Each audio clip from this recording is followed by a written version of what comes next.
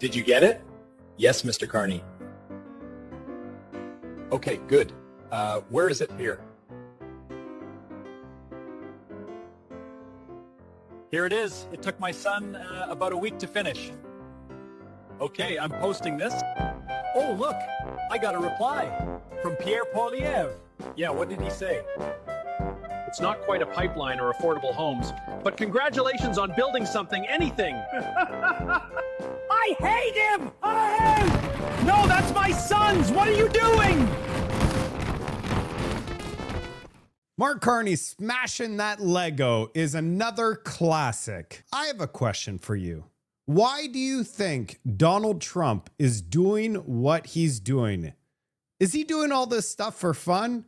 Or, as Mark Carney himself said just 8 months ago, the biggest threat to Canada is China? We're in a security section. I think we didn't have a chance to talk about anything internationally. I think the biggest security threat to Canada is China. China, you say? Donald Trump is concerned about China. Yeah, becoming the #1 economy in the world and taking over as the reserve currency. Donald Trump's been worried about China in his first term, and now we're in the second term. During the pandemic, the US ran out of all sorts of things, from toilet paper to medicine to PPE. You name it, the US was short. Donald Trump realizes it's a threat. So what does our genius prime minister do? Instead of going down to Washington, D.C. and get us a deal with Donald Trump, he flies to China to strengthen ties. And today, he just landed in Beijing. Let's get into this report.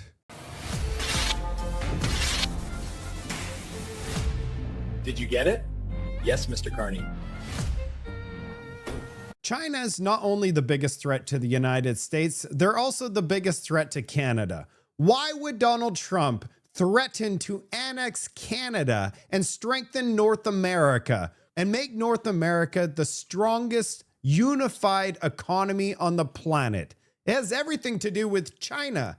And instead of Mark Carney negotiating a win with Donald Trump, he wants to turn his back on our best friend and our ally to strengthen ties with Beijing. Just so everybody is aware, 5% of our trade is with China, and nearly 80% of all the trade that Canada does is with the United States. Make it make sense. Mark Carney went to the BC North Coast yesterday to have dialogue with the BC North Coast First Nations. And you are not going to believe how that meeting went. We are looking forward to partnering with the federal government to help facilitate projects in our territories that support sustainable economic development and marine protection.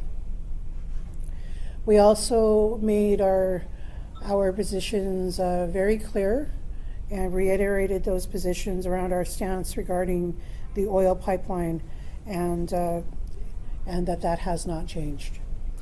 Coastal First Nations, along with Lax Kw'alaams and the Haisla Nation, oppose any project that proposed to bring oil tankers to the North Coast.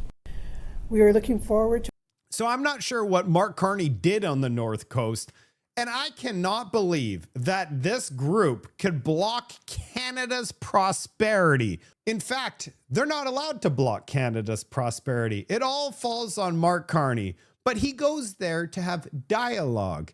Maybe he went to go tell them how much economic prosperity they're about to receive, and they still said no. And now Mark Carney's gone to China with no pipeline to get the oil to China. So I'm not too sure what he's going to accomplish while there. But I do what he's going to accomplish back home.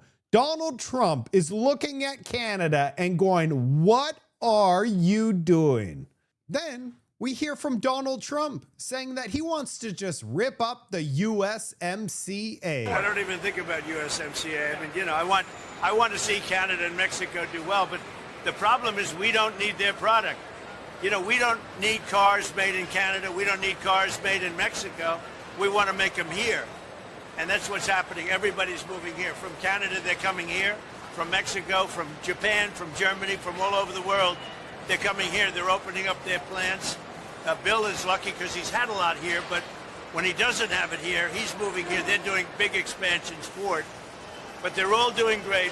The car industry is exciting, and to be honest with you, Bill, every industry is exciting. Yeah. What are the odds that there is no renegotiation of the USMCA? Do you think Mark Carney going to China is going to help with the negotiations with Donald Trump? Or should he be going down to Washington, D.C. and figuring it out? 80% of Canada's trade is on the line. Your paycheck is on the line. Do you trust Mark Carney to get it done for you? It's getting so out of control in Canada. Here's CTV News headline: China urges Canada to break from the United States influence as PM visits Beijing. They're already trying to prime us, trying to get us to accept China over the United States. Then today, mainstream media published this article saying almost 1 in 3 Canadians say the US might try to invade Canada. A poll. Why do you think Canadians would even think this way? Because of articles like this. They're manipulating the masses in thinking that Donald Trump is going to come over here with tanks and militarily take us over. They've created severe DTS, which is a mental sickness. And every single day, they're strengthening the sickness. Look, they even chose a picture showing Venezuela. Look what happened to them. That could happen to us. But we are nothing like Venezuela. However, with us strengthening ties with China, and that is the #1 concern for Donald Trump, the more that we go, the more likely this is actually going to happen. And here's the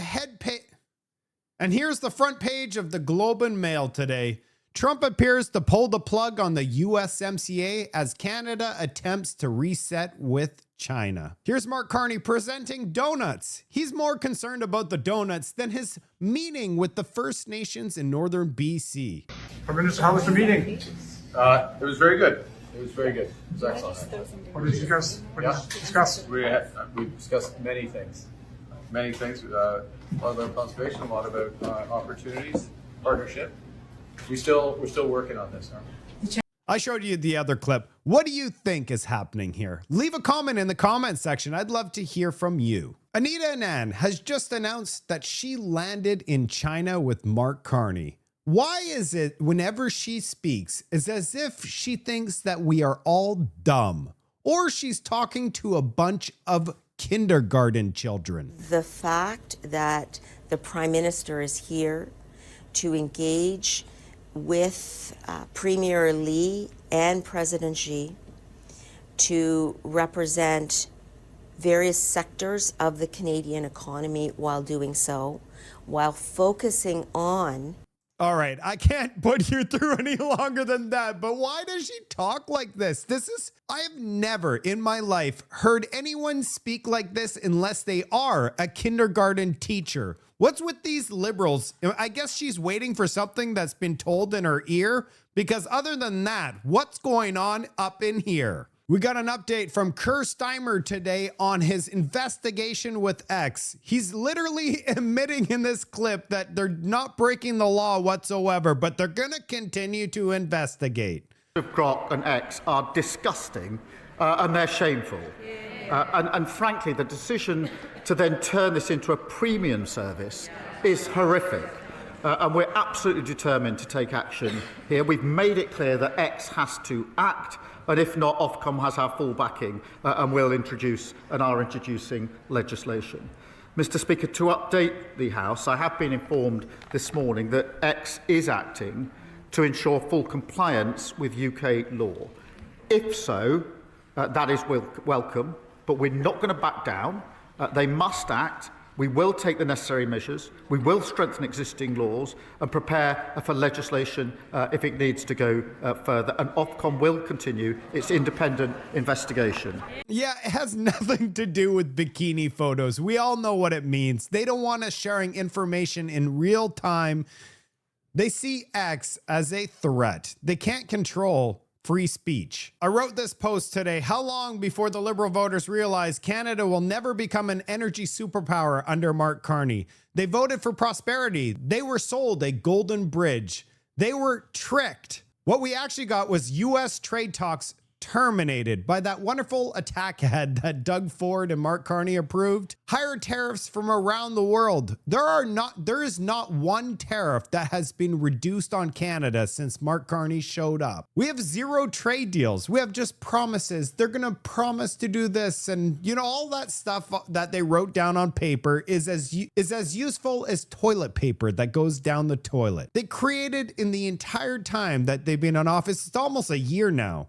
They created one office. They actually didn't create anything. They just opened an office of projects of national interest to maybe talk about some projects. One thing we do know for sure is nearly $500 billion in new debt over the next 5 years in their brand new generational debt budget. When Mark Carney said he would move at unimaginable speeds, what he really meant was Canada's decline is moving at unimaginable speed. We got an update from Gary. On his gun buyback program, the reporter asked a very valid question.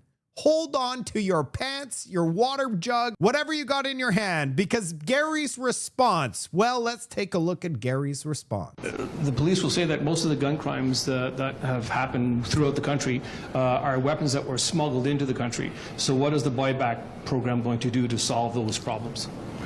The issue of gun violence doesn't have a simplistic solution. It is a multi-pronged response from the federal government. So what do you mean? It's such a simple solution. The guns are coming across the border from the United States. Secure the border, deal with the guns, and obviously take the illegal guns off of the street.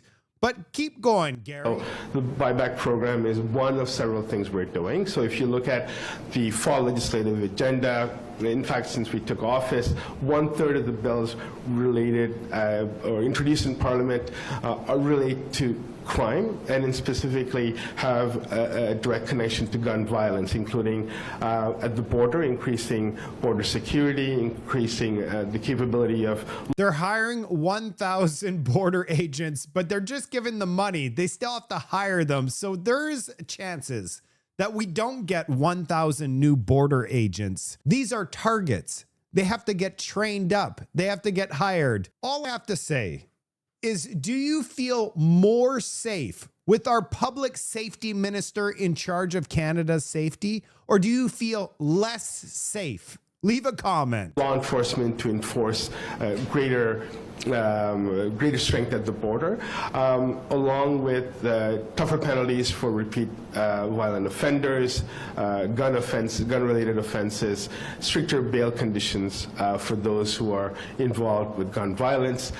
We are also investing heavily, including $1.3 billion as part of the Borders Plan, 1,000 new RCMP, and 1,000 new CBSA officers, along with the buyback program. So it is one of, I would say, 8 things that this government is doing to address gun violence.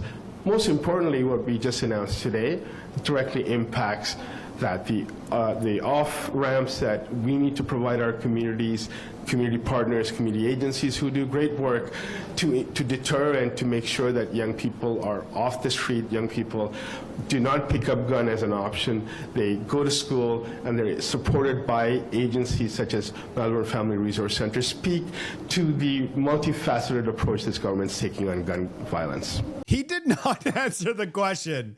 He didn't answer one part to prove that his program is making the streets safer. How is somebody that has legally obtained a firearm and goes to a range taking those firearms away, protecting us from street gangs and the illegally obtained firearms? How? His plan is not going to do anything except for remove your firearms. It's all about disarming the public. It has nothing to do with disarming the criminals. A new study just came out that U.S. carbon pollution rose in 2025 by 2.4%, and experts are blaming cold weather.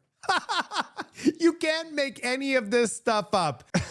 I don't know. I saw this headline and I just had to laugh. Denmark and Greenland officials have arrived at the White House to meet J.D. Vance and Marco Rubio. I don't have an update yet, but there's going to be some news on this. I'll probably report on it tomorrow. This is going to be in French, but yes, there is a retirement in Quebec. Pour le bien du Québec, j'annonce aujourd'hui que je vais quitter mon poste de Premier ministre du Québec. Je vais rester en place le temps que mon parti désigne un remplaçant ou une remplaçante.